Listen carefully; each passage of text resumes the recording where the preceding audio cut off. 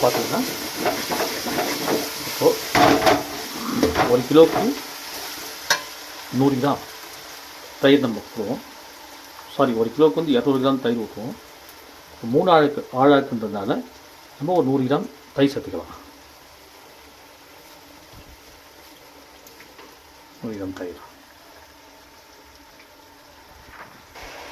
தேவையான அளவுக்கு பிரியாணியோட கிரேவி நம்ம கலரிச்சு இப்போ நம்ம என்ன பண்ண போகிறோம்னா, ஏற்கனவே நம்ம கறியை பீஃபை வந்துட்டு குக்கரில் போட்டு அவிச்சு வச்சுருக்கோம்.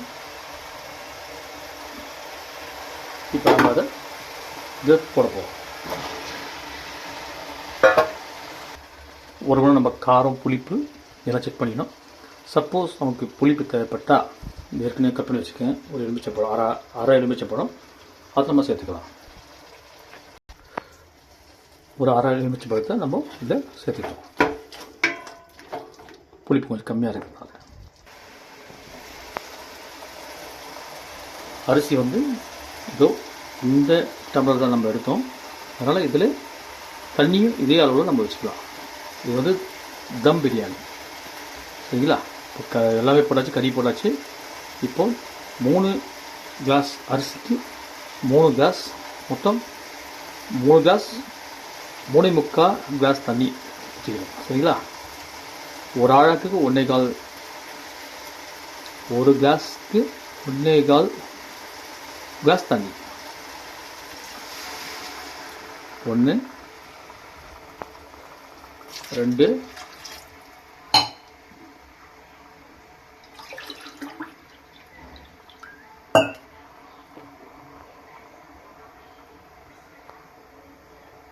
3, இன்னும் 3/4 கிளாஸ் தண்ணி ஊற்றணும். 3.25 கிளாஸ். இப்போ நல்லா கொதிக்க விடலாம். கொதித்த பிறகு தான் அடுத்து நாம் அரிசி போட போகிறோம். அரிசி ஊறிட்டு இருக்கு. கொதி வந்த உடனே நம்ம அரிசி போட்டுடலாம். பாருங்கள், நல்லா கொதி வந்துடுச்சு. இப்போ நம்ம அரிசி போட போகிறோம்.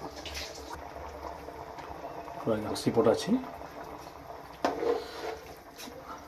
இது நல்லா கிளறி விட்டுட்டு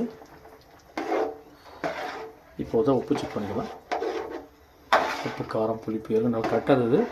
அதனால் மீண்டுமாக உப்பு, காரம் செக் பண்ணிக்கலாம். இப்போ இந்த அரிசியும் இந்த மசாலாவும் சமமாக வரும்போது நம்ம தம் கட்டிக்கலாம். இப்போ வேகட்டும். பாருங்கள், தண்ணியும் அரிசியும் ஒரு லெவலுக்கு வந்துடுச்சு. இப்போ நம்ம பக்கத்தில் ஒரு கடாயை வச்சு ஒரு தோசைகள் வச்சு நம்ம அதை தம் போட்டுடலாம். பார்த்தீங்களா? இப்போ ஈவனாக வந்திருக்கலாம். தண்ணி அதுவும் ஒன்றா செஞ்சிச்சா. இப்போ நம்ம மூடி போட்டு தம் போட்டுடலாம்.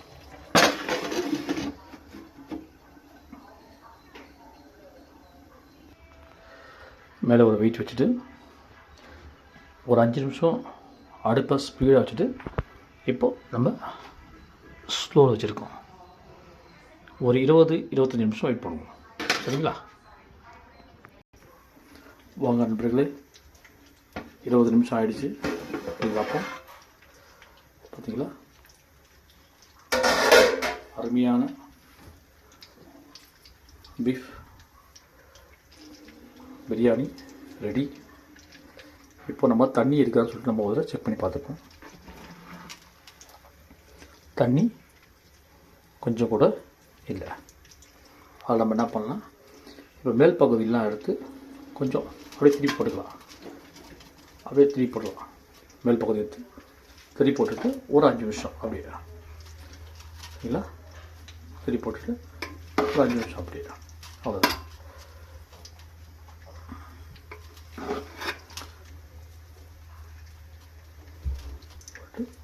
ஒரு 5 நிமிஷம் மட்டும் வச்சுட்டு நாம் இறக்கிடுவோம் கீழே, சரிங்களா?